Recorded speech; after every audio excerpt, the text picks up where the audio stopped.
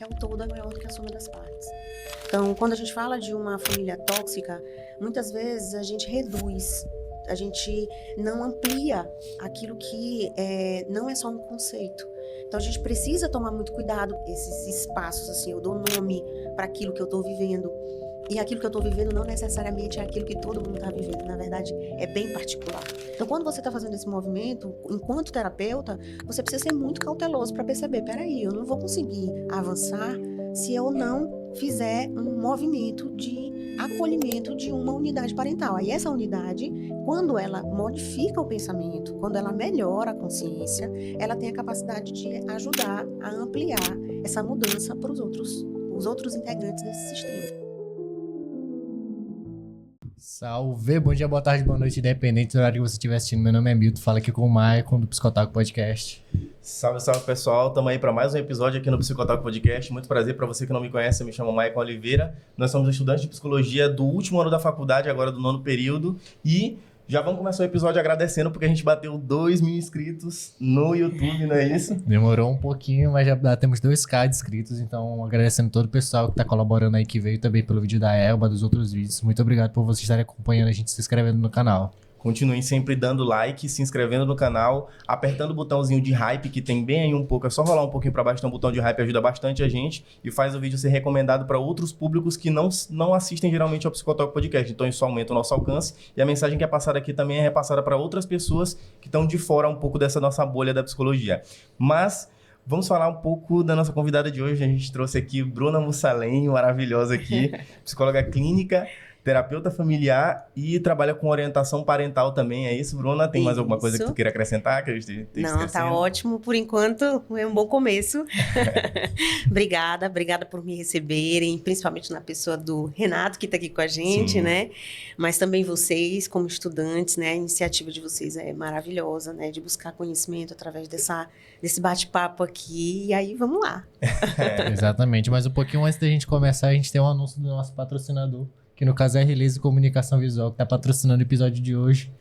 Como sempre, a Release aqui, fechando a parceria com o Psicotalk Podcast. Para você que não conhece, a Release é especialista em acrílico e MDF, produz personalizados, e aí você pode entrar em contato, seja em datas específicas, ou então seja um patrão que queira comemorar com a empresa, eles produzem de forma no atacado também em grande escala, ou também produzem no varejo, mas acho que a produção atualmente está um pouco mais voltada para larga escala, né? Então, entre em contato com a Release, eles enviam para todo lugar do Brasil e pensou em personalizados? Pensou na Release, né? Com certeza. E claro, né? A Release não pode esquecer da nossa convidada de hoje, trouxe, claro, presente. Ah, gente, que bom!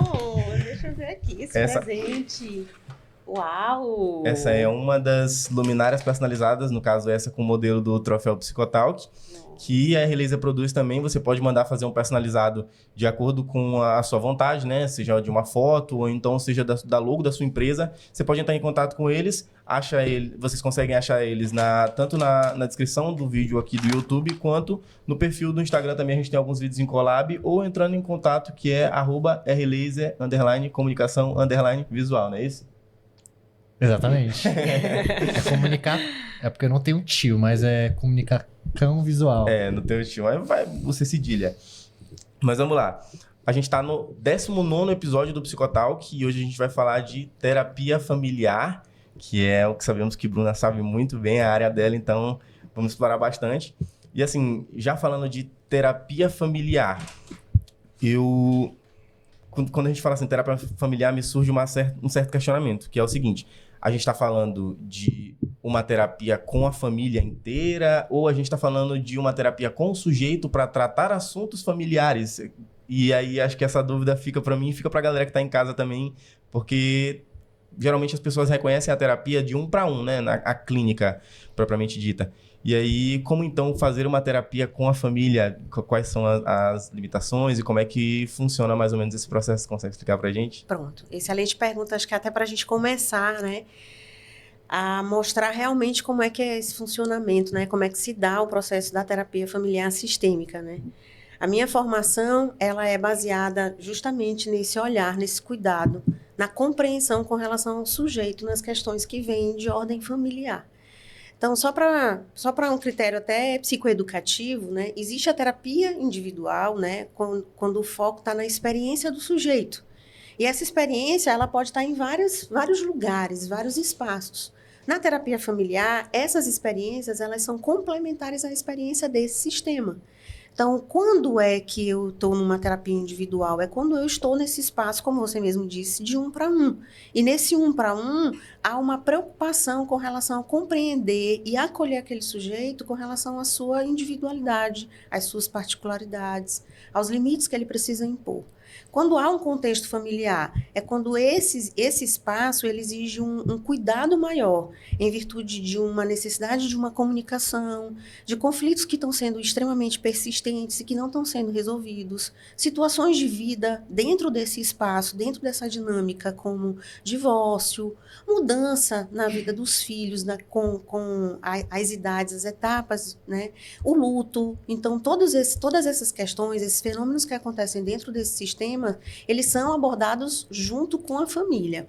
Eu acho que uma das grandes diferenças que as pessoas, né, buscam saber é como é que é. A família vai toda para o consultório, ela está lá, todo mundo lá dentro. Nem sempre isso é uma realidade. Mas muitas vezes é um espaço, né, o consultório acaba sendo um espaço onde você recebe ali um pai, uma mãe com os seus filhos, às vezes outros componentes da família, como avós, como tios, que vivenciam aquela mesma dinâmica. E em outros momentos não, você precisa isolar porque a necessidade ela não está nesse contexto relacional amplo, mas na relação da mãe com os filhos, na relação de uma unidade parental específica que é com relação aos casais também. Então há uma diversidade de intervenções na terapia familiar, dependendo, obviamente, de cada demanda, de cada contexto da família. Assim, é perceptível que podem haver muitos problemas se a gente pensar em família, em dinâmicas de relações dentro de uma família. Me vem muito à cabeça uma questão de hierarquia também. Então, por exemplo, existe um filho, existe um pai, existe um avô, e aí a gente tem uma certa autoridade de cima para baixo no formato vertical, né? Então, como é que a gente consegue trabalhar com esses sujeitos dentro da terapia familiar, tendo em vista que o sujeito que ele está mais abaixo na hierarquia, né? Porque geralmente é mais ou menos assim que funciona na maioria das famílias, de um sujeito que está mais abaixo na hierarquia conseguir se posicionar e se comunicar com o que está mais acima, tendo em vista que são duas gerações totalmente diferentes e a comunicação dos dois são completamente diferentes. Perfeito. Bom, primeiro é acolhendo a pessoa. Antes de ser pai, de ser filho, de ser avô, existe uma pessoa, existe uma história.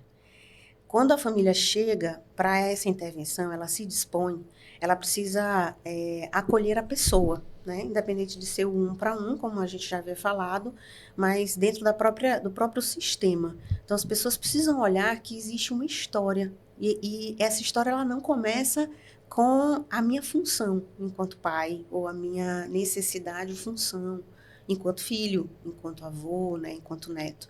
Então, há uma preocupação com a hierarquia, porque a gente precisa considerar a história, aquilo que foi vivido lá atrás, mas eu preciso que todas as pessoas desse sistema também consigam acolher aquela pessoa com a individualidade dela.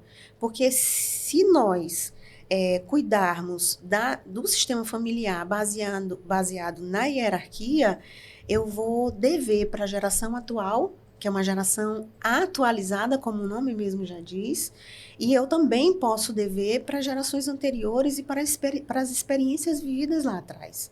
Então, é claro que na hora que chega, isso fica muito delimitado, principalmente quando a gente faz a construção dessa história familiar, dessa árvore genealógica, né, que é o genograma.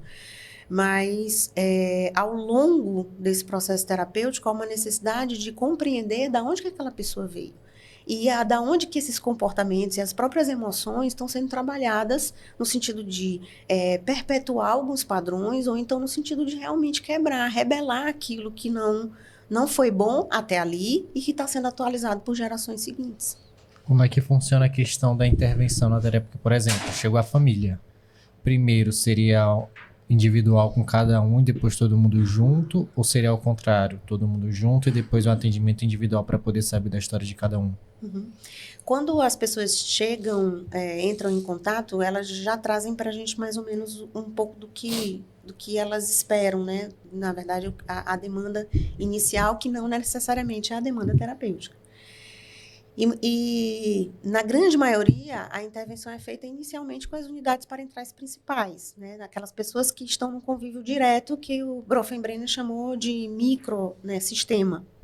Esse microsistema, ele é composto geralmente por um pai, por uma mãe, por pares ali, e os seus filhos. E tem algumas outras pessoas dentro desse contexto que também fazem uma relação de influência muito grande. Então, é muito comum que venham primeiro esses pais. E aí, com esses pais, a gente entende um pouco mais como é que está essa dinâmica dentro desse espaço, como é que é essa rotina familiar, para conseguir fazer o isolamento. Em alguns momentos, em alguns contextos, a gente nem precisa expor tanto o sistema. Muitas vezes é necessário já começar ali um trabalho junto com aquelas unidades, que é a terapia de casal, que repercute, reverbera, né, faz um eco nas relações seguintes. Que tipo de demanda costuma vir quando é família? Que, por exemplo, os filhos eles não vão fazer, né? Então provavelmente vai vir dos pais. Então, como tu falou, vem da dinâmica de casal. Mas quando eles trazem a família, por exemplo, o pai, a mãe, o avô, a avó, que mora junto também, os dois filhos. Como é que normalmente costuma ser essa demanda que vai para que acaba parando na clínica? Uhum. Deixa eu ver se eu entendi.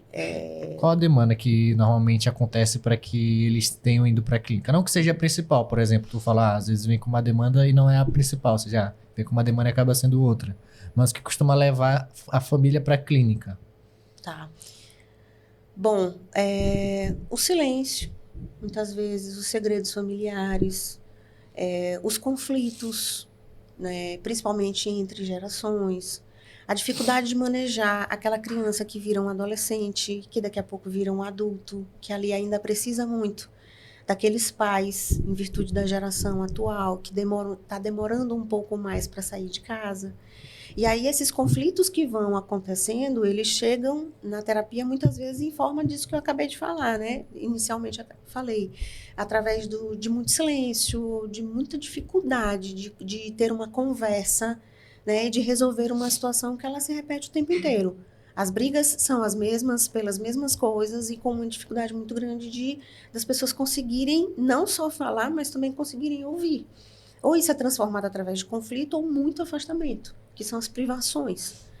E aí, quando essas famílias chegam no consultório, elas já chegam com algumas quebras que precisam ser restabelecidas. E aí a gente precisa estabelecer algumas prioridades, como nessa família tem crianças. Então, o principal objetivo é tentar cuidar, proteger essa criança desses atravessamentos, né, desses conflitos que muitas vezes elas não conseguem entender e na grande maioria elas entendem que essa dificuldade ou esse problema está vindo delas, em virtude do momento de vida que elas estão vivendo. Não tem crianças, tem adolescentes, a gente pode trazer esse adolescente para o contexto terapêutico e trabalhar, sim, é necessário, até porque a gente precisa romper com determinadas barreiras, como o da escuta de um pai que tem dificuldade de ouvir aquela verdade que para ele não foi aceita em virtude da história de vida dele, daquele adolescente que precisa realmente se comunicar, que precisa realmente trazer a sua verdade, precisa fazer essa verdade ser ouvida pelos pais. Conflitos também relacionados com o casal, que muitas vezes acabam transitando por outros papéis. Então, eu não estou bem na minha relação com o meu casamento, eu acabo atribuindo um valor negativo também à minha função enquanto mãe, à minha função enquanto pai, à função do outro também enquanto pai ou enquanto mãe. Bruna, eu percebo assim na tua fala que é como se a gente viesse, tanto nós como filhos, os pais, os casais, enfim, toda uma estrutura passam pela sua história de vida e, ao decorrer dessa história de vida, elas normalizam alguns padrões disfuncionais. Então, a gente perpetua alguns comportamentos que vêm da nossa criação e coisas que a gente aprendeu diante da nossa experiência também, mas que, se olhar na história de cada um, existem alguns padrões que se repetem. Muitas vezes, esses padrões são disfuncionais. Então, acaba que, por vezes, acredito eu, o sujeito ele normaliza esses padrões disfuncionais como se aquilo fosse o completo normal para ele. E aí, ao se relacionar com o outro, a gente percebe que aquilo está afetando o outro, só que eu não sei o porquê, porque aquilo para mim é normal. Então, como é que um terapeuta ele pode intervir tendo em vista que o sujeito não enxerga o problema como um problema, e sim como algo normal na vida dele. Boa. Então, a ideia do disfuncional é que ele está funcionando, só que de uma maneira que não é saudável. E está causando, de alguma forma, um sofrimento psíquico em alguém ou nas relações no contexto. Então, o que precisa ser trabalhado dentro do consultório? Que aquela pessoa consiga expor as razões pelas quais ela tem aquele comportamento. Não dá para eu trazer o rótulo. Isso é uma coisa que a gente precisa tomar muito cuidado dentro do processo terapêutico, senão a gente perde alguém desse espaço, perde um integrante importante quando a gente diz que ele tem alguma atitude que não é uma atitude saudável. Existe uma razão pela qual aquela pessoa está se comportando daquela maneira. Então, quando ela consegue verbalizar e o outro consegue escutar e a gente consegue entender da onde é que vem aquele determinado comportamento, aí você consegue ampliar, em termos de consciência, a ideia do que é que precisa ser feito para que aquele comportamento ele seja funcional, sem que ele tenha repercussões negativas, ou seja, ele seja saudável. Perfeito, perfeito. Isso casa muito com uma conversa que eu estava tendo outro dia com o professor e amigo meu, Gabriel Coutrin, que eu trago um pouco da lógica que a gente conversou para cá também, que é assim, talvez esse disfuncional, tô falando algo que ficou na minha cabeça, que foi o disfuncional funciona, né? A gente não para muito para pensar nisso, né? Já que é um comportamento que se mantém, de alguma forma ele funciona, né, na vida daquele sujeito. E talvez a forma que ele se comporta, né, o fato dele se comportar daquele jeito, seja porque também, e aí é o gancho que eu trago da conversa que eu tive com o Gabriel, seja porque não lhe foi apresentada outras formas de se comportar perante as situações que também causariam impactos positivos na vida dele. Então foi aquilo que ele conseguiu para enfrentar, é aquilo que ele tem. E aí tu fala uma parte importante que é o acolhimento. Então, assim, a gente tem uma característica que é julgar o outro assim muito fácil. A gente julga o outro muito fácil, assim, acho que naturalmente isso acontece, talvez não. A gente da psicologia tem um olhar um pouco mais apurado para esse tipo de coisa, então a gente tenta evitar um pouco, porque a gente sabe que existem outras camadas. Mas assim, de modo geral, a gente acaba meio que julgando ali, porque isso é evolutivamente selecionado, fez sentido para nossa evolução como espécie. E aí a gente julga o outro sem perceber que o disfuncional também precisa de acolhimento. E a gente não olha um pouco para isso, né? Parece assim que a pessoa tá errada e aí existem 5 pessoas apontando para ela dizendo você tá errado, isso aqui tá fazendo mal pro outro. Só que, como eu falei no começo, às vezes essa pessoa não sabe que isso tá errado também e aí, portanto, precisa também de um acolhimento e de uma comunicação, de ser apresentada novas formas de entender esse processo também, né? E você entende o quanto que é enriquecedor fazer isso com integrantes de sua família? Quando você está ali sabendo que a sua família não está funcionando como deveria funcionar. E aí você se dispõe a entrar no processo terapêutico com essas pessoas. E ali você se desnudar das suas verdades e conseguir ouvir o quanto que aquilo que você está falando e aquilo que você está fazendo, como que você tem se comportado frente aos seus filhos, ou à sua esposa, ou ao seu marido, enfim, tem impactado de uma maneira negativa. Mas isso só é possível quando você permite que essas pessoas tenham a oportunidade de aprender a fazer escuta. Acho que é uma das coisas que dentro do processo terapêutico é mágico, né? Independente dele ser familiar ou individual, é você conseguir fazer com que o outro tenha a possibilidade de realmente poder ser ouvido, sem que essa escuta ela seja uma escuta que o invalide ou que ele precise de alguma forma se proteger ou reagir a ela.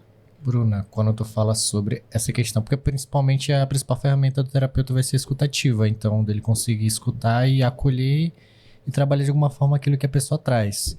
Eu acho que, e por uma das razões que eu acho que a terapia familiar ela é mais dificultosa, porque não depende do paciente e do terapeuta, depende de um sistema, né?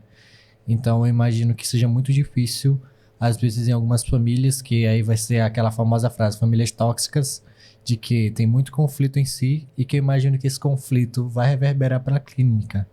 E como é que seria o manejo dessas famílias que, por exemplo, podem chegar a até brigar no meio da sessão, ou que, por exemplo, tem uma dificuldade mais de descognitiva, provavelmente das pessoas mais velhas, porque até por pessoas que já trabalham na área experiencial me falam que pessoas mais velhas têm uma rigidez cognitiva, imagino que por causa também do cérebro já está mais consolidado. Então, como é que seria o manejo para você ensinar as famílias a ensinar o acolhimento das famílias, porque não adianta só o terapeuta acolher, mas eu imagino que a família também tem que ter esse acolhimento. Como é que Sim. seria isso? Primeiro, a gente precisa tomar muito cuidado com o que eles trazem, né? E como eles trazem. Porque essa fala, ela precisa ser bem maior. Existe um conceito de totalidade dentro da terapia familiar sistêmica que fala mais ou menos, que tem uma linguagem muito parecida, assim, se aproxima com a Gestalt terapia, que é o todo é maior do que a soma das partes. Então, quando a gente fala de uma família tóxica, muitas vezes a gente reduz, a gente não amplia aquilo que não é só um conceito. Então, a gente precisa tomar muito cuidado, porque na hora que isso aparece, isso não me permite fazer com que a pessoa consiga entender, porque ela é limitante. Então, se eu digo, eu tenho um relacionamento tóxico com o meu pai, então ali aquela pessoa já enquadrou, né? Ela já delimitou, ela já fez um julgamento. E esse julgamento tem muito, assim, a gente vivencia muito isso dentro das redes sociais, né? A gente tem ouvido muito falar sobre esses espaços, assim, eu dou nome para aquilo que eu estou vivendo. E aquilo que eu estou vivendo não necessariamente é aquilo que todo mundo está vivendo. Na verdade, é bem particular. Então, quando essas famílias elas chegam com esses conflitos muito presentes, e aí você precisa cuidar dessas pessoas, o primeiro passo é conseguir fazer com que todos consigam fazer escuta. A partir do momento em que todos consigam escutar e não necessariamente concordar com aquilo, mas fazer a escuta já é um caminho. A outra é, muitas vezes, você fazer um isolamento temporário com aquela pessoa. Você deu, por exemplo, o exemplo de intervenções onde a gente precisa trabalhar com pessoas mais velhas, em virtude da própria rigidez cognitiva. Então, muitas vezes, a gente precisa trazer essa pessoa para fazer um enquadre, na verdade, para ajustar ela ao que está sendo necessário de ser trabalhado, porque elas têm as suas certezas, elas já têm as suas razões, né? Elas já estão fincadas ali em virtudes, em valores morais, que têm dificuldade realmente de conseguir olhar para as outras gerações e entender que existe uma necessidade de mudança. E aí, esse espaço ele é feito, assim, a gente recua com o processo da terapia familiar, cuida daquela pessoa, fortalece aquela pessoa no sentido dela conseguir voltar para esse ambiente melhor posicionada para ajudar. Nesse sistema, por que ele é sistêmico, né? Porque vários elementos eles estão interagindo. Então, quando você fala do quão complexo esse acompanhamento, de fato ele é, porque você está ali, você não está só com aquela pessoa, você está com várias pessoas dentro desse espaço e tentando interagir com a forma com que elas também reagem àquela escuta. Então, quando você está fazendo esse movimento, enquanto terapeuta, você precisa ser muito cauteloso para perceber, peraí, eu não vou conseguir avançar se eu não fizer um movimento de acolhimento de uma unidade parental. Aí essa unidade, quando ela modifica o pensamento, quando ela melhora a consciência, ela tem a capacidade de ajudar a ampliar essa mudança para os outros integrantes desse sistema. É o que a gente diz, um muda, o outro sai fazendo os ajustes para também mudar. Tu trouxe essa questão dos familiares, enfim, vocês falaram também da escuta, e aí eu acho que surge uma dúvida que muitas pessoas devem ter, que é a seguinte: eu reconheço que eu preciso de psicoterapia e que talvez as minhas relações não estão funcionando muito bem, mas talvez eu tenha um parente, alguém que esteja nesse ambiente e seja adoecedor também, mas que essa pessoa não se enxerga como alguém que necessita disso. E assim, a gente fala muito da escuta, e aí existe a frase que é a seguinte, né? Eu até postei um vídeo alguma vez, e aí a galera fez um comentário assim que eu até sorri, né? Que foi a seguinte: a minha ideia no vídeo era, não é porque te fizeram mal que você deva ser mal também como uma justificativa da tua dor, né? Então eu vou ser mal pro mundo porque me fizeram mal. Não é bem assim que as coisas deveriam funcionar. E assim, essa questão, né, de a pessoa pensar, e aí a galera comentou, né? Então o outro é que tem um problema e eu que tenho que fazer terapia.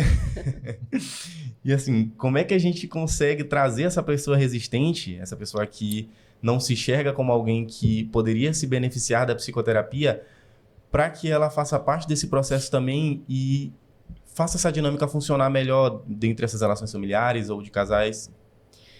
Bom, primeiro, é quase que com uma verdade absoluta, nem sempre a gente vai conseguir trazer essa pessoa, porque ela tem uma percepção já sobre o que é esse lugar, esse espaço, muitas vezes até sem conhecer.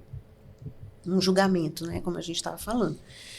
Muitas vezes isso não vai ser possível. Então, quando isso é possível, é quando essa pessoa entende o quanto que ela é importante dentro desse espaço. A partir do momento em que ela percebe que ela é importante, ela começa a se abrir. Quando ela percebe que ela é importante e que as ações dela, os comportamentos, as emoções, a forma dela se relacionar com o outro impacta de uma maneira negativa, ela pode se permitir. E aí aquela pessoa, ela inicialmente, ela protagoniza esse espaço para ela trazer essas razões pelas quais ela tem esses comportamentos. Para em seguida a esse movimento de acolhimento, a gente conseguir fazer um movimento de mudança.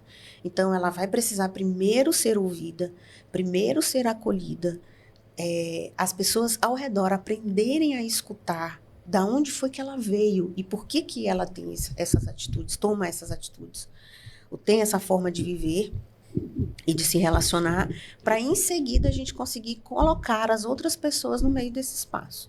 Bruna, quando a gente não consegue, e aí eu vou fazer terapia para ajudar o outro, que na verdade é o outro que precisa, lembra da dinâmica disfuncional. Então, se numa relação onde há muitos conflitos, eu não consigo sair desse espaço, de alguma maneira eu contribuo para que esse conflito permaneça.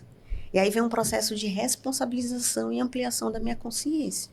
Quando eu tomo consciência de que algum comportamento meu, ele ajuda a alimentar aquele sistema, quando eu tomo essa consciência, rompo com aquele padrão e tenho outros comportamentos, a dinâmica vai mudar. E muito provavelmente aquela pessoa vai, inicialmente, estranhar, né? Causar surpresa aquela mudança de comportamento. Como assim ele não briga mais? Como assim ele não bate mais de frente? Como assim ele agora silencia? Ou então ele fala? Então, aí na hora que há essa mudança, há um outro conceito também muito importante dentro da terapia familiar chamado homeostase. Então, conforme a família vai mudando, alguém da família, o integrante da família vai mudando, os outros integrantes vão fazendo um ajuste dentro desse espaço para que todos consigam ficar de alguma maneira bem. Nem sempre a homeostase ela é positiva, mas em muitos momentos a ideia é que esses movimentos, principalmente com as gerações que vão chegando, eles criam um espaço mais saudável, né? A ideia é essa. Eu vejo tipo como se fosse assim uma pilha de dominós que uma pessoa muda a postura e aí isso começa a impactar nos outros, né? Eu costumo usar, né, um exemplo assim, até para explicar que é como se a gente estivesse abrindo um capô de um carro, né? Ali tem um funcionamento, né? E aí, nesse funcionamento, cada peça ela é extremamente importante. Se você tira essa peça, se essa peça não funciona bem, as outras também não funcionarão.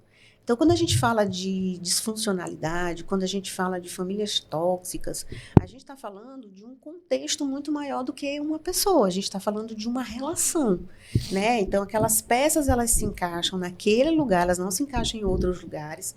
E aquelas peças, elas têm uma função. Quando uma não funciona bem, as outras tenderão a também não funcionar bem. E o sistema entrar em colapso se a gente não fizer uma intervenção, não tiver um olhar mais criterioso sobre qual é a necessidade daquele momento. Eu imagino que uma dificuldade, uma coisa que eu até estava pensando, porque, por exemplo, quando tu vai intervir e que você já está um momento que está com a família toda, como seria a ordem de fala? Porque, por exemplo, às vezes até você priorizar uma pessoa a falar primeiro, parece que você está dando mais voz para essa pessoa. E aí tem uma dinâmica, tipo, fazer em ordem alfabética ou alguma coisa para que a ordem de fala não pareça um enaltecimento de alguma pessoa que começa primeiro? Não tem uma linearidade, tem uma demanda, tem uma necessidade de alguém, muitas vezes tem alguém que pede para falar, quando aquela pessoa, ela sempre é a primeira pessoa a falar, é dado para ela a oportunidade de refletir sobre a possibilidade da gente colocar uma outra pessoa no primeiro lugar. Então, em algum momento, vamos imaginar que a gente está aqui numa dinâmica de intervenção familiar, onde vocês sempre sejam o primeiro a falar.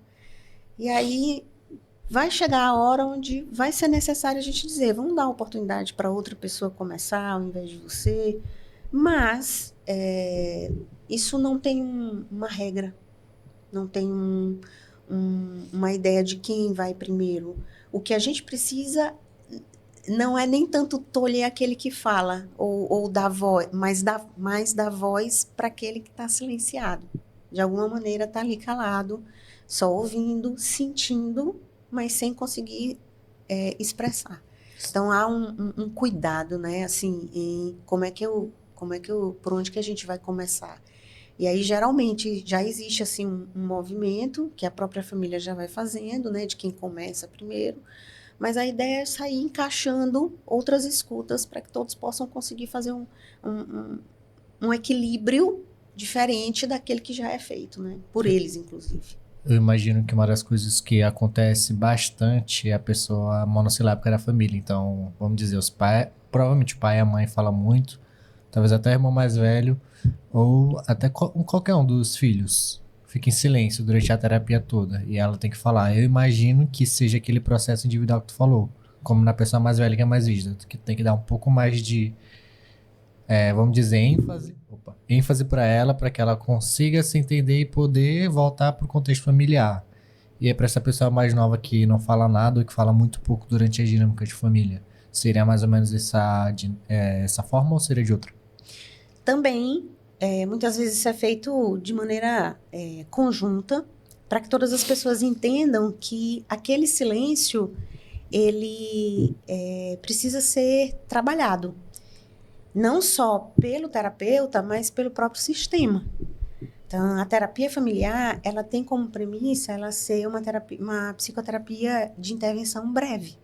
A ideia é que a família ela seja autônoma para conseguir resolver todas as suas questões, todas as suas demandas dentro desse espaço, né? Dentro desse lugar. Então, quando há um comportamento que precisa ser cuidado por todos, então essas intervenções muitas vezes elas são feitas em conjunto. Então, é dado para aquela pessoa o fortalecimento para que ela possa falar, porque muitas vezes é de lá que vem a resposta para grande parte dos conflitos, porque são pessoas que silenciam, mas que não deixam de observar e sofrer pelo contexto, né? Quando a gente fala assim, tu citou uma coisa antes que eu queria recapitular, porque eu achei muito interessante, que foi sobre você ter uma mudança de atitude diante do problema que está acontecendo ali. Então, assim, a gente enxerga muito no outro problema e às vezes não enxerga que a tua própria mudança de atitude pode resolver o problema que está instaurado ali. Talvez você seja alguém que mantém o problema e não percebe, né? Perfeito. E aí, isso, assim, explode um pouco a cabeça da gente, porque a gente nunca pensa que a gente é o problema, né? E eu lembro de algumas leituras que eu fiz, de alguns livros de psicologia, onde o terapeuta estava fazendo a intervenção ali, e aí o paciente explicava a situação e ele dizia, isso tem funcionado? E a pessoa, bom, pelo jeito não, né? Senão tu te trouxe até aqui. Então, que tal a gente mudar um pouco de atitude e tentar fazer algo diferente? Então, assim, acho que esse fazer algo diferente é a virada de chave que as pessoas buscam na psicoterapia para poder estabelecer um modelo mais saudável, né? Sim, e isso é tão bonito porque é um processo de responsabilização. A gente, quando está com a família, quando a gente chega na família, é muito comum que as pessoas, elas atribuam aquilo que elas estão sentindo ou que elas estão vivendo, ou várias limitações ou empecilhos à dinâmica, né, ao contexto familiar ou até a uma pessoa em específico, como pai ou mãe. Mas e onde é que eu estou nisso tudo? Aonde é que está o meu papel? Né? O que eu estou fazendo comigo mesmo? O que eu posso fazer no sentido de mudar? E quando você dá essa responsabilização para aquela pessoa, você está entregando a vida dela para ela mesma. E isso sem culpar, sem julgar, sem dar a culpa, né, vamos dizer assim, por aquilo que ela está vivendo. Mas vamos lá, a gente pode fazer alguma coisa com isso aqui? Ou a gente vai se manter nesse lugar? Então, quando aquela pessoa, não a gente, mas quando aquela pessoa E não a gente por quê? Porque nós não estamos nesse lugar de protagonizar esse espaço, né? Assim como a pessoa que está sendo atendida, a família também tem um lugar de protagonizar. Então, quando essa pessoa ela consegue chegar nesse lugar e entender que o que eu tenho que fazer com isso aqui, né? Qual é a minha parte nisso tudo? Você já tem um caminho assim muito próspero, porque não se tem mais a distribuição de responsabilidade. Você tem uma responsabilidade compartilhada. É diferente. Bem, assim, a pessoa, nesse momento, olhando, pô, o problema sempre achei que o problema fosse o outro, e aí tu fala pra ela, pô, talvez tu também seja o problema e tu não sabe. Qual é a sua parte nisso tudo, né? E esse movimento de responsabilização é super necessário, acho que não só dentro do sistema familiar também, mas num sistema como um todo. E trazendo para a relação familiar, na hora da comunicação, né? Me vem a frase, algo que eu ouvi muito falar sobre relacionamentos, mas que também acredito que se aplica nas relações familiares, que é a seguinte: a gente sempre enxerga que o problema está no outro, ou que o problema está na gente, mas às vezes o problema não está em nenhum dos dois, o problema está entre essa relação, sabe? Tá no meio, tá no processo. E aí é importante que a gente enxergue que eu e o outro somos nós dois contra o problema e não eu contra o outro. E aí acho que essa mudança um pouco de raciocínio talvez pode ajudar muito nesse processo, né? Pode. Isso tem muito a ver com os nossos próprios padrões transgeracionais, né? Da nossa história, da história da nossa família, de onde nós viemos. E que traz muito a necessidade de eu colocar aquilo que eu sou como verdade. Aquilo que eu sou, aquilo que eu faço, como me comporto como uma verdade absoluta, impede que o outro entre, que o outro consiga me explicar, que o outro consiga me posicionar, me dar a visão de mundo dele, né, no caso. E aí essas dificuldades, elas, como você mesmo disse, elas entram na relação. Então, em muitos momentos, as pessoas estão totalmente certas, cobertas de razão. Todas duas, três. Mas elas não estão conseguindo ouvir o quanto que aquela razão ela está impactando de uma maneira negativa na relação com o outro. Isso é comum entre casais, isso é comum entre pais com filhos adolescentes. Então, eu tenho hoje o meu direito enquanto um filho adolescente de viver relacionamentos diferentes de como foram os relacionamentos dos meus pais. Mas os meus pais, na época deles, tiveram os relacionamentos que eram legítimos para a época deles. E aí, nessa hora, o conflito, ele não tem a ver com a minha verdade ou com a sua verdade, tem a ver com como é que eu vou combinar isso. E discordar, ela não necessariamente ela precisa gerar um conflito. E a discordância, que é muito do que a gente está vivendo hoje, inclusive, que isso começa na origem familiar e isso repercute nas outras áreas da nossa vida, é o fato da gente entender que a nossa verdade precisa prevalecer. E aí, quando eu entendo que a minha verdade precisa prevalecer em termos do que vocês puderem imaginar, religião, ideologia, política, eu não vou conseguir me permitir abrir para o outro, nem olhar o mundo do outro sobre a perspectiva dele, que pode não ser a minha, e está tudo bem. Então, quando as pessoas elas entram nesse espaço para entender que eu não concordo, mas mesmo assim eu te respeito por isso, elas estão dando um passo enorme para conseguirem conviver, inclusive em sociedade. Então, se eu não consigo respeitar a opinião, o posicionamento de uma pessoa dentro da minha casa, como é que eu vou viver isso do lado de fora? E aí, esse concordar não é aceitar, né? Esse concordar não é seguir. Esse concordar é respeitar. Eu conseguir discordar e entender que aquela visão de mundo é daquela pessoa. E ela é responsável por essa visão de mundo, por essa forma de estar nas relações, entende? Eu fico imaginando o trabalho que isso dá em algumas famílias. Porque, aparentemente, tudo que tá falando, eu acho interessante que tu fala assim, tem a verdade X e a verdade Y. Isso não necessariamente uma verdade invalida a outra. Mas as duas, elas têm que viver se conciliando. E aí tem que saber discordar e conviver. Aí eu imagino que se discordar e conviver e acordar que as duas verdades são verdades independentes uma da outra, mas que se discordam em algum momento, gera isso que gera o conflito antes. Uhum. Aí a partir disso que tem que ter a mudança de comportamento de ambas as partes, de alguma de ambas as partes, para poder facilitar. Isso. É quando eu sei que eu não preciso gritar. Eu entendo que eu não preciso gritar para fazer valer a minha vontade, a minha verdade. É quando eu consigo entender que aquilo não necessariamente vai me prejudicar ou vai prejudicar a outra pessoa. Quando eu sei que essa relação ela não vai ser quebrada, ela não vai ser rompida por conta das minhas escolhas. É quando eu começo a substituir aquilo que não é funcional, né, que a gente chamou aqui de disfuncional, para o que é saudável. Então, o que é saudável? É eu conseguir fazer a escuta, eu não concordo com isso. Então, as gerações atuais, elas entram em casa trazendo muitas verdades que elas escutam, por exemplo, nas redes sociais, né? E são verdades muito rasas. Então, o que cabe àquela família naquele momento daquela discussão de algo que eu não aceito enquanto a minha geração, porque a minha geração não aceitou aquilo, ou a minha religião, ou o meu posicionamento político. Eu preciso ouvir e ajudar aquela pessoa a estender aquele conhecimento. Eu sou a favor de, sei lá, qualquer coisa aí. Eu sou a favor de um tema bem polêmico, né? E nessa hora, você precisa dar ferramenta para aquela pessoa falar, ela se escutar e você ajudar ela a buscar mais conhecimento sobre aquilo. Vamos conversar um pouco mais sobre isso.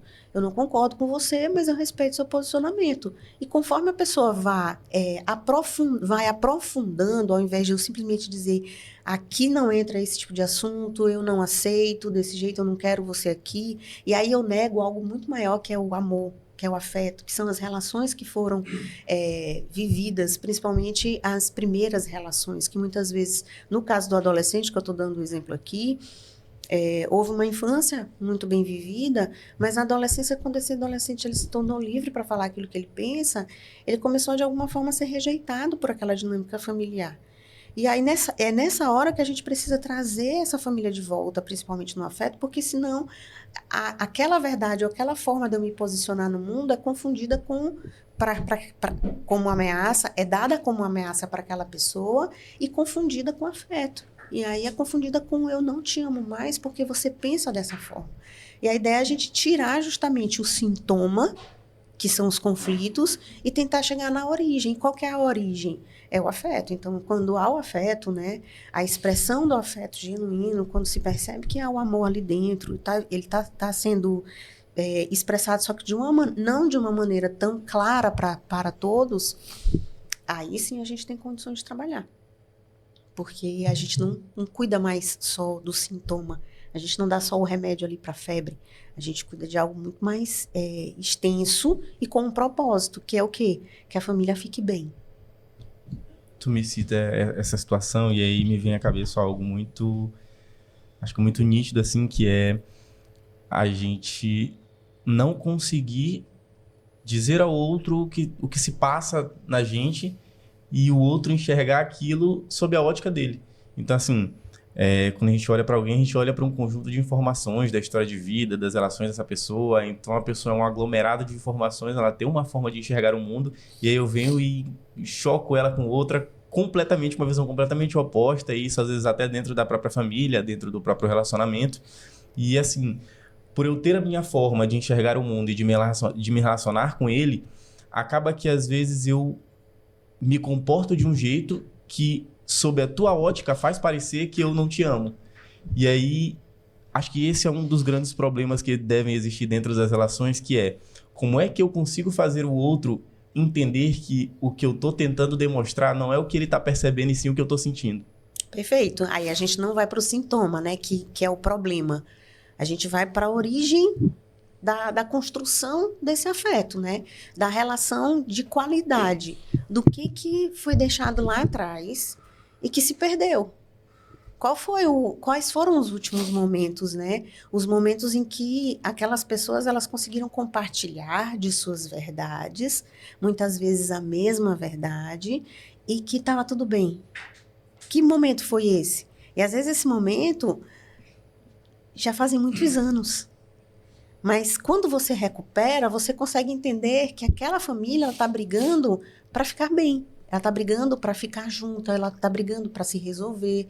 Só que ela está brigando com as armas completamente diferentes, porque uma das funções da família é nos tornarmos diferenciados. Para que a gente possa estar no mundo e colaborar com esse mundo para que esse mundo se torne cada vez melhor, né? Cada vez mais refinado, cada vez mais requintado. Então, para isso, eu dou a ferramenta. Por exemplo, uma família dá uma liberdade. E aí, eu viro um adolescente que posso falar o que eu penso. E muitas vezes, essa liberdade que eu dei criança é uma liberdade que eu não quero dar como adolescente. Por quê? Porque eu posso perdê-lo. E aí, quando eu entendo que o meu pai está se sentindo ameaçado porque pode me perder, porque um dia ele me teve ali, principalmente naquelas memórias que foram recolhidas e acolhidas na infância, eu tenho condições de entender melhor por que ele tem aquela reação. E eu, enquanto pai, entender o que foi que eu fiz, ou como foi que eu fiz, para que meu filho chegasse nesse lugar e ele se tornasse esse adolescente com liberdade de expressão.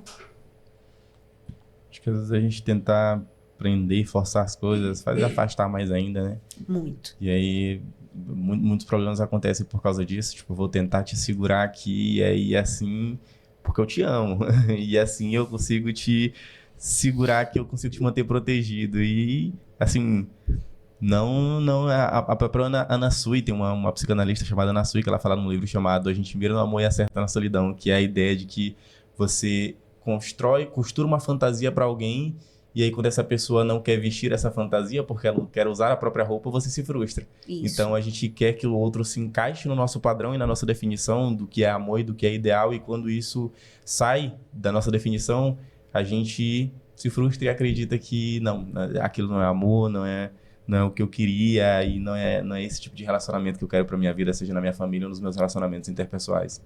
Na terapia familiar, existe o conceito de famílias emaranhadas, que casa muito com tudo isso que você trouxe.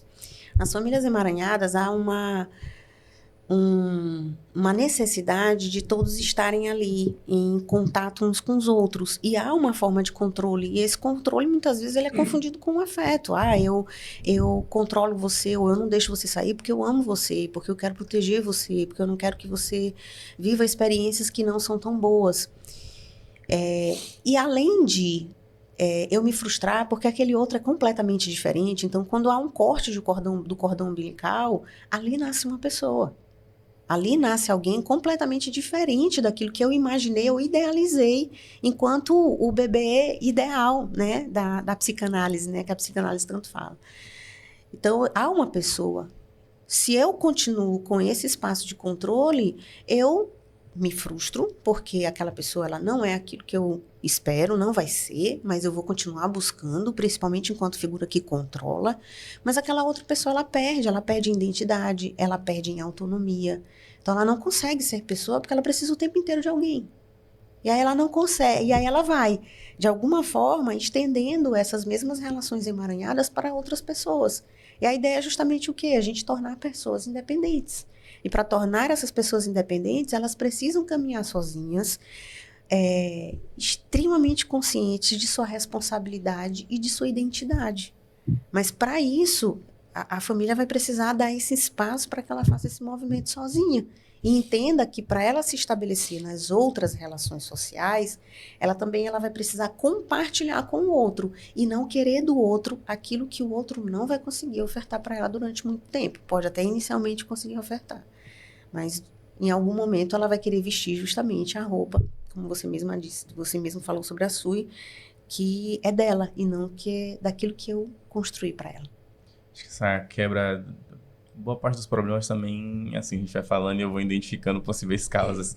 Acho que boa parte dos problemas também deve acontecer justamente por essa quebra de expectativa, né? Já que, tratando-se de, por exemplo, relações familiares, eu via o outro em um momento da vida e eu tinha planos para ele, e às vezes eu como pai ou eu como filho, às vezes também tinha planos para como essa relação se desenvolveria no futuro, e aí ver que isso não corresponde às minhas expectativas faz com que eu, de alguma forma não, faz com que eu me frustre, né? E me comporte de uma maneira que assim, acabe prejudicando muito essa relação. Então, tanto essa quebra de expectativa ao longo do tempo, né? Não é uma coisa assim de uma semana para outra, mas uma coisa da infância para a adolescência, da adolescência para a idade adulta ou da idade adulta para a velhice. E eu vou te dizer que é desde a gestação, né? É verdade, e a né? psicanálise fala muito disso, né? Uma vez que você sabe que alguém está gestando, né? Uma pessoa está grávida, você começa a pensar, né? A idealizar aquela vida. E muitas famílias, elas começam a idealizar aquela vida como essa pessoa vai cuidar de mim, essa pessoa vai fazer a profissão que eu gostaria de ter feito e não fiz, porque eu engravidei dela.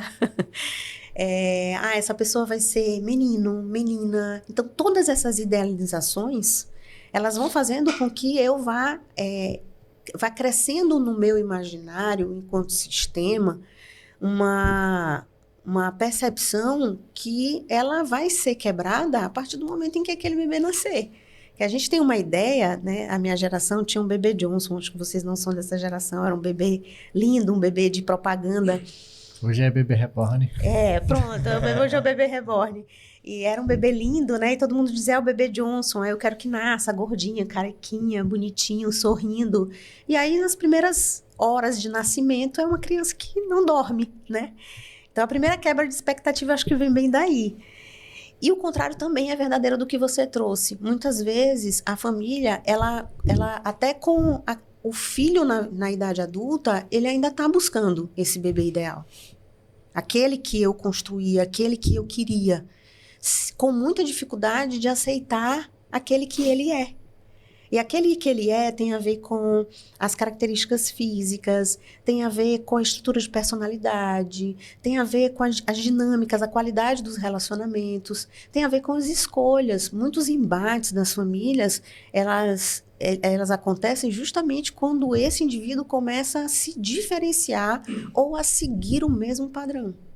Então, quando ele se diferencia, ele começa a ser uma pessoa diferente daquilo que eu busquei para ele. E essa diferença assusta, né? O medo, né? Ele é um dos companheiros dentro do processo do sistema familiar, né? Quem é essa pessoa? Né? E o que ela está trazendo para mim? Então, o fruto não cai, né, longe da sua árvore. Quando ele repete padrões, né? Quando eu entro naquela mesma dinâmica do meu pai, do meu avô e das outras gerações que passaram, qual é o preço que eu pago por isso? E muitas vezes esse preço é alto, porque eu não estou me diferenciando, eu estou seguindo uma conduta que muitas vezes não foi minha e nem eu a escolhi. Eu penso que alguns pais, eles devem ter muito, e já vi isso em alguns casos, muita questão de culpa, às vezes, né? Porque, assim, eu gerei um filho, e aí esse filho, ele passou pela minha criação e hoje ele é algo que não corresponde às minhas expectativas, não foi o que eu planejei para ele. Então, como é que eu, enquanto pai, deixei isso acontecer? E aí vem o sentimento de culpa, de tipo assim, cara, será que eu sou... E eu queria que tu abordasse um pouco sobre isso, né? Sobre essa percepção dos pais e talvez até entender se realmente é ou não. Será que eu, como pai, sou completamente culpado pelos resultados do meu filho seguir, às vezes, um caminho que vai completamente ao contrário daquilo que eu acredito e que eu mesmo tentei passar para ele? Primeiro, a gente precisa ajudá-lo a entender, né, o que fez ele formar as expectativas, né, e como foi esse processo na realidade, né? Então, existe uma idealização e existe uma formação.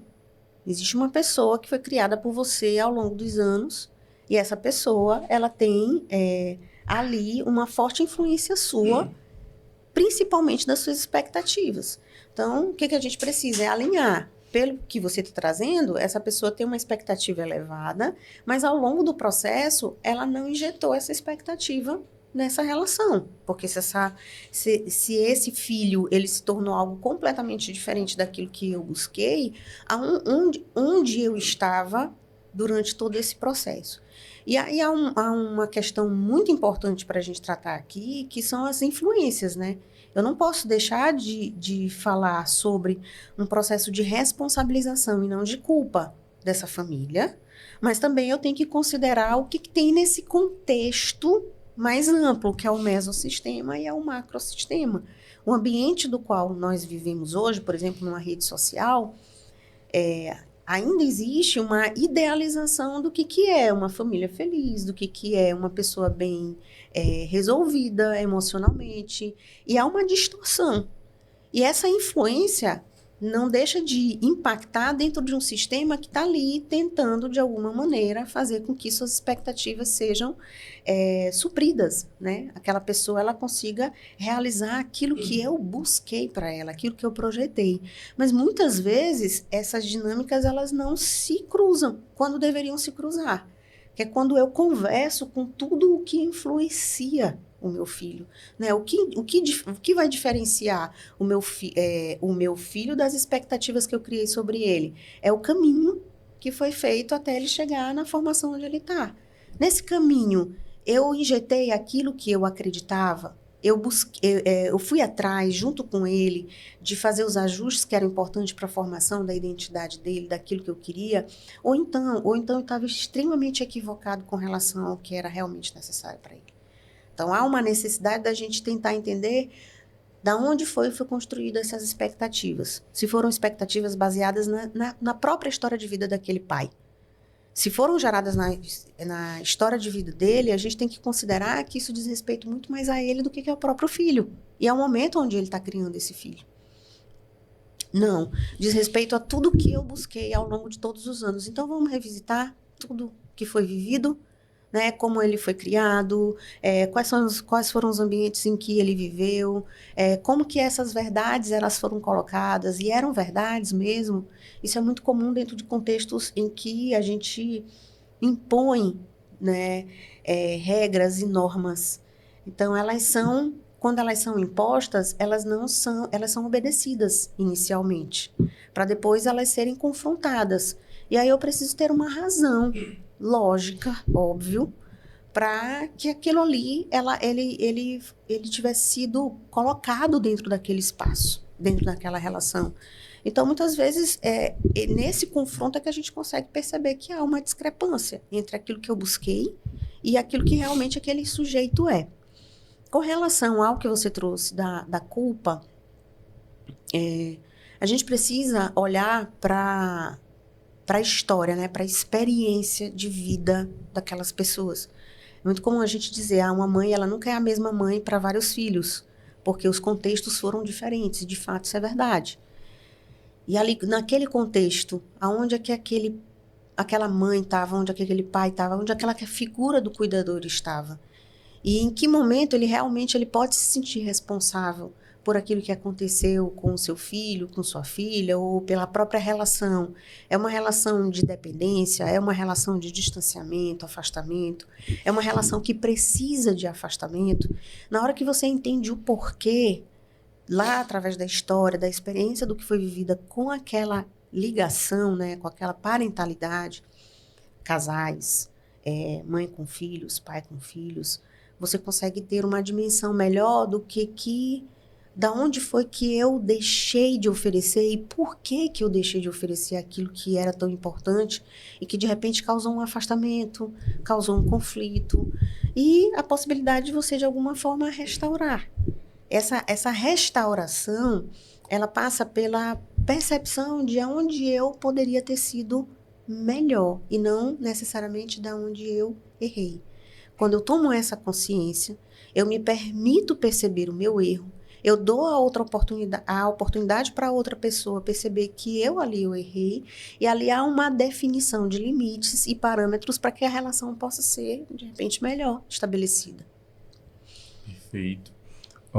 A gente vai se aproximando já, nos minutos finais ali, e aí tradição aqui do Psicotal que a gente pedir indicações, sejam literárias, seja alguma indicação de alguma série, algum filme que tu tenha para indicar pro pessoal que tá em casa e que assistiu o nosso papo de hoje, queria ver isso na prática, talvez por uma série, ou então entender um pouco mais como é que a pessoa pode melhorar os relacionamentos com a família, relacionamentos interpessoais também, sobre tudo que a gente disse aqui. E aí queria perguntar se você tem alguma indicação, queria deixar aqui pro Pablo também, Renato também, se tiver, e aí a gente perguntar aqui. Qualquer coisa, Renato, dá um salve aqui.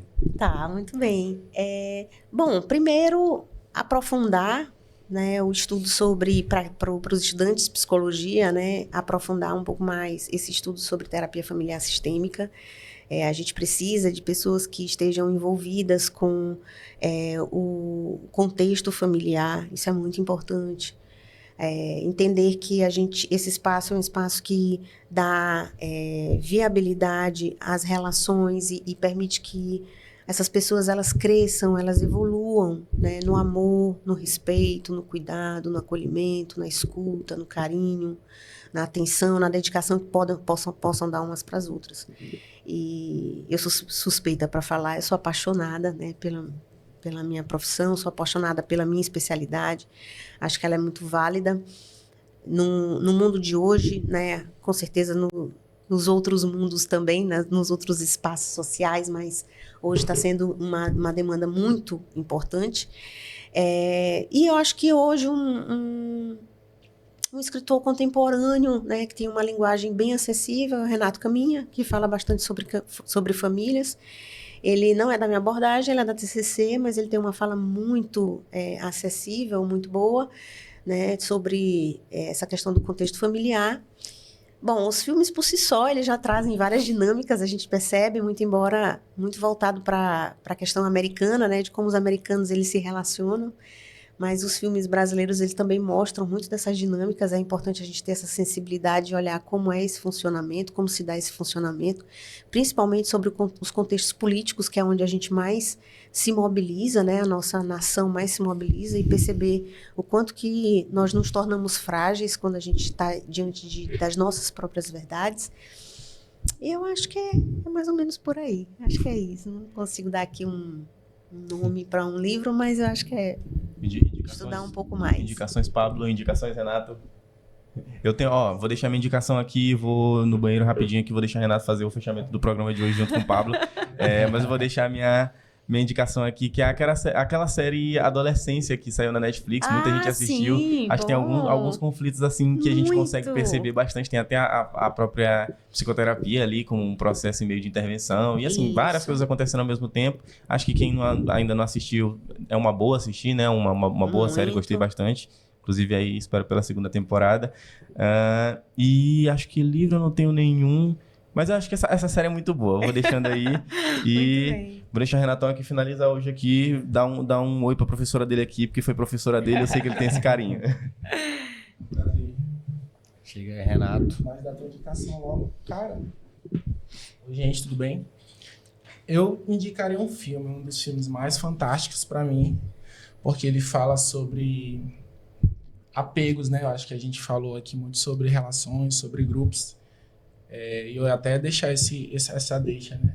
Porque é o filme Interestelar. Esse filme ele fala muito sobre o tempo, né? Como o tempo é valioso, como a gente às vezes tem que se desvincular de algumas coisas, talvez até da família, para criar um propósito diferente. E aí nesses propósitos a gente vai em busca de outros tipos de relações, de culturas. E esse filme, ele traz alguns personagens que são os pais, os filhos. E para a filha, o sentido da vida dela, muito, é o pai, né? E aí a gente está falando de terapia familiar sistêmica. Como que isso, às vezes, para muitas pessoas é difícil, né? Se desvincular, a perda, né? Trazer esse luto que para muita gente o luto, por vezes, é a ausência de alguém físico. Mas o luto na perda, alguém está se desvinculando, está se mudando, né? Muitas vezes as pessoas elas vão mudar, né? Vão sair da casa do pai, vão para a casa do avô, por vezes por alguma relação conturbada, vão para a casa de um tio, mas a indicação desse filme é para falar um pouco sobre isso, né? O quanto que a família ela se desestrutura por alguma questão particular. E aí eu vou buscar um novo caminho, eu vou buscar outros familiares, eu vou me familiarizar com outras pessoas, né? A indicação desse filme é um filme maravilhoso. E eu queria que a Bruna falasse um pouco sobre isso, né? Como é importante, às vezes, a gente perceber que a perda que a gente tem, né, pode trazer algum significado pra gente. Eu não sei se você concorda, se você discorda, mas quando a gente se desvincula de um lugar, vai para uma outra cultura, sai de um caminho, volta para ele e por vezes até retorna para o lugar e bate a saudade. A família é uma coisa fantástica, né? Sim. Bom, adorei a tua indicação, né? Quanto mais a gente assiste Interestelar, mais a gente fica com aquela pulga atrás da orelha e fica querendo assistir de novo e assistir de novo, e enfim. E o que é interessante desse filme é que, assim, no final, existe um reencontro, né? E é basicamente isso, sobre o que a terapia familiar sistêmica trata, né? É esses reencontros, onde a gente tem a possibilidade não só de conseguir conceber uma família sobre a perspectiva do que é o ideal, mas entender que ao longo dessa construção acontecerão desconstruções, acontecerão perdas, e essas perdas, em algum sentido, elas são significativas para o crescimento das pessoas ao redor desse espaço. Então, toda perda, por mais difícil que seja, ela tem a possibilidade de você restaurar, reconstruir, consolidar ou fortalecer determinadas dinâmicas. E durante esse percurso, né, no caso do filme, no percurso da vida da gente enquanto componente da família, é inegável a existência desses momentos em que você rompe vínculos, você perde a pessoa em vida, você perde a pessoa realmente, né, pelo fim, né, pela finitude, mas ali também existe um espaço onde você pode fortalecer essa identidade, não só a sua, como a sua identidade na relação com a outra pessoa. Então, durante a perda, o luto, quais são os maiores aprendizados, né? É o que a outra pessoa deixou, né? E o que eu sou depois do que a outra pessoa, do que eu vivi com aquela outra pessoa, né? O que eu me permiti viver e ser, que é o que torna aquela pessoa viva eternamente junto com a gente. Então, esses processos de desencontros, né, que eu vou falar que o filme Interestelar mostra bem isso. Esses processos de desencontros mostram que a gente até se desencontra, rompe vínculos, mas em algum momento a gente vai se reencontrar. Sim. E no momento em que a gente vai se reencontrar, a gente se reencontra com o que nos formou. E o que nos formou, independente da configuração de família, muitas vezes foi o amor. Sim. E é interessante nesse filme porque me faz lembrar de um outro contexto primário, né? A gente fala de família, a gente lembra que a família é uma socialização primária. A gente se socializa nesse primeiro contexto. E aí eu não consigo perder de vista a situação, por exemplo, na realidade da gente, né? Quando tem um filho e esse filho precisa sair desse ambiente familiar e de repente, por exemplo, ir para a escola e ficar lá sozinho, uma criança, de repente ali, poxa, vai ter a ausência do pai por algumas horas, ela vai chorar, vai ter medo, como é que isso mais na frente ela vai aprender que ela precisa passar por isso, que o apego que ela tem durante horas pelo pai, essa noção da criança, né, como é que isso se constrói, né? E no filme é isso, né? É uma criança que está saindo da presença do pai, né? Ou o pai está saindo da presença dela, né?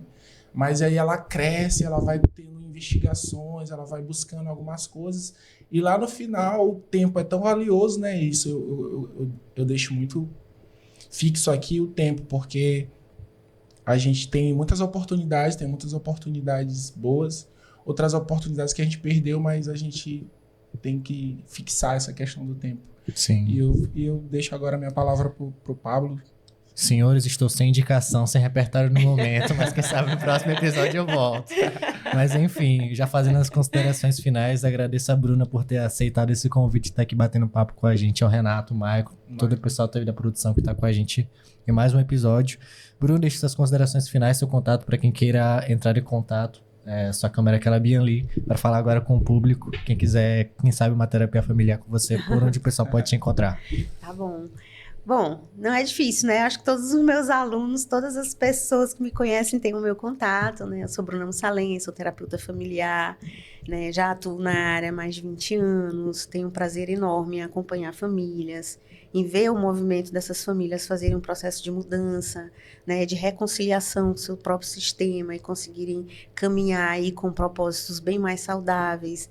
E agradeço aqui esse espaço, agradeço a oportunidade de falar um pouco mais sobre isso, agradeço a todas as famílias que eu já atendi, agradeço aos meus pacientes, que eu ainda os acompanho, então muito feliz. Então, gente, muito obrigado aí por quem acompanhou. Obrigado a todos os inscritos que se inscreveram. Muito obrigado, pessoal, que eu já agradeço aqui mais uma vez. É isso, gente. Psicotaco Podcast. Falou, até o próximo episódio. Show. É